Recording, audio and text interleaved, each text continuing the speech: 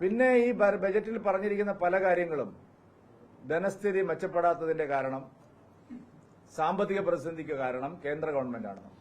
അതിനുള്ള വ്യക്തമായ മറുപടി ഇന്നലെ സുപ്രീം കോടതിയിൽ കേന്ദ്ര ഗവൺമെന്റ് സത്യവാങ്മൂലമായിട്ട് നൽകിയിട്ടുണ്ട്. വെറും പ്രസംഗമല്ല, വ്യക്തമായിട്ടുള്ള അഫിഡവിറ്റ് നൽകിയിട്ടുണ്ട്. കേന്ദ്രത്തിലെയും എല്ലാ ഓതറൈസ്ഡ് ആയിട്ടുള്ള സാമ്പത്തിക ഏജൻസികളും പറഞ്ഞതിനേക്കാൾ കൂടുതൽ കേരളത്തിന് കേന്ദ്രം നൽകിയിട്ടുണ്ട്. കേരളത്തിന്റെ സാമ്പത്തിക പ്രതിസന്ധിക്ക് കാരണം കേരളത്തിന്റെ ധനകാര്യ മിസ്മാനേജ്മെന്റ് ആണ്. അടിവരയിട്ട് വ്യക്തമാക്കുന്ന കണക്കുകൾ സഹിതമാണ് പറഞ്ഞിരിക്കുന്നത്. കേന്ദ്ര സർക്കാർ സുപ്രീം കോടതിയിൽ പറഞ്ഞ കേരളത്തിന്റെ ധനപ്രതിസന്ധിയെക്കുറിച്ചും കേന്ദ്ര നിലപാടിനെക്കുറിച്ചും സുപ്രീം കോടതിയിൽ അഫിഡവിറ്റ് നൽകി അത് എല്ലാ മാധ്യമങ്ങളിലും വന്നിട്ടും ധനകാര്യമന്ത്രി അതിന് തൃപ്തികരമായിട്ടുള്ള ഒരു മറുപടിയും നൽകിയിട്ടില്ല. കേരളം കടമെടുത്ത് ദൂർത്തടിക്കുന്നു, രാഷ്ട്രീയ ആരോപണമല്ല. കേരളം കടമെടുത്ത് ദൂർത്തടിക്കുന്നു. കേരളം അധിക പലിശയ്ക്ക് കടമെടുക്കുന്നു. ഗുരുതരമായ ആരോപണങ്ങളാണിത്, തമാശയല്ല. നാഷണൽ ആവറേജിനേക്കാൾ 9% കൂടുതൽ അധിക പലിശയ്ക്ക് കടമെടുക്കുന്നു. ആഭ്യന്തര സാമ്പത്തിക ഏജൻസികളിൽ നിന്ന് കുറഞ്ഞ പലിശയ്ക്ക് കടം എടുക്കാൻ കഴിയുമായിരുന്ന സ്ഥലത്ത് പുറത്തുനിന്നുള്ള സ്ഥാപനങ്ങളിൽ നിന്ന് കൂടുതൽ പലിശയ്ക്ക് കടമെടുക്കുന്നു. അത് ദൂർത്തടിക്കുന്നു.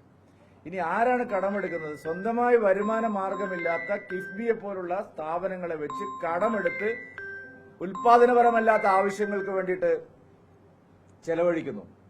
കടമെടുത്താൽ അത് തിരിച്ചടയ്ക്കാൻ ആവശ്യമായിട്ടുള്ള പ്രത്യുൽപാദനപരമായിട്ടുള്ള എന്തെങ്കിലും ചെയ്യണം. വലിയ വാചകമായിരുന്നു കഴിഞ്ഞ കാലങ്ങളിലെ ബജറ്റിൽ പിണറായി വിജയൻ സർക്കാർ കിഫ്ബിയെ കുറിച്ച് പറഞ്ഞുകൊണ്ടിരുന്നത്.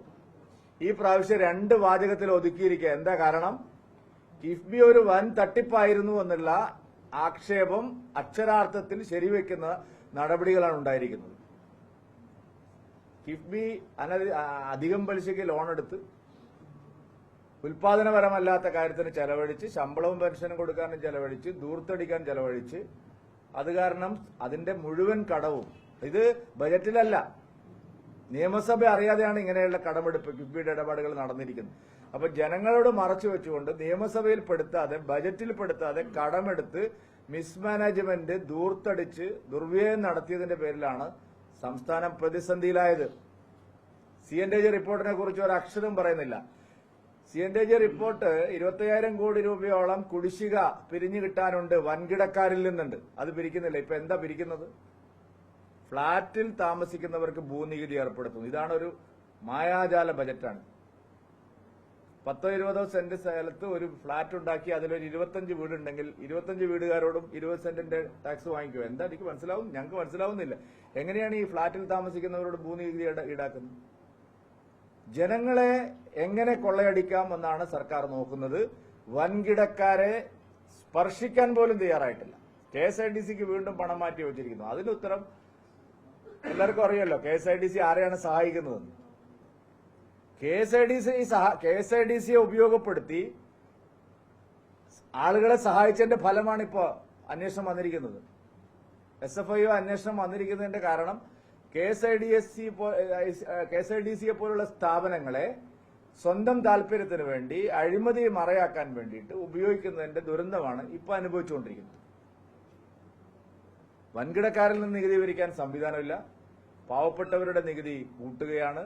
ഭൂനികുതി വർദ്ധിപ്പിച്ച് ഏത് നിലയിലാക്കി എന്നുള്ളത് കഴിഞ്ഞ പ്രാവശ്യത്തെ വർധനവിൽ വന്നതാണ്. ഇപ്പൊ ഫ്ളാറ്റിൽ താമസിക്കുന്നവർക്ക് ഭൂനികുതി ഏർപ്പെടുത്തുകയാണ്. എല്ലാത്തിനും നികുതി ഭാരം വർദ്ധിക്കും എന്നല്ലാതെ ഈ ബജറ്റ് കൊണ്ട് സാധാരണക്കാരന് ഒരു ഗുണമുണ്ടാവില്ല. പിന്നെ നേട്ടങ്ങളായി കയ്യടി വാങ്ങിച്ച പ്രോജക്റ്റുകൾ, വിഴിഞ്ഞം പദ്ധതി, കേന്ദ്ര പദ്ധതികൾ പലതുമാണ് ഇവിടെ വലിയ നേട്ടങ്ങളായിട്ട് അവതരിപ്പിക്കുന്നത്.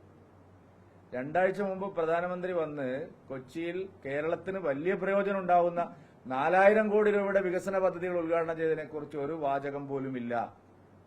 കേരളത്തിലെ ദേശീയപാതാ വികസനത്തെക്കുറിച്ച് ഒരു നന്ദി വാക്കുപോലുമില്ല.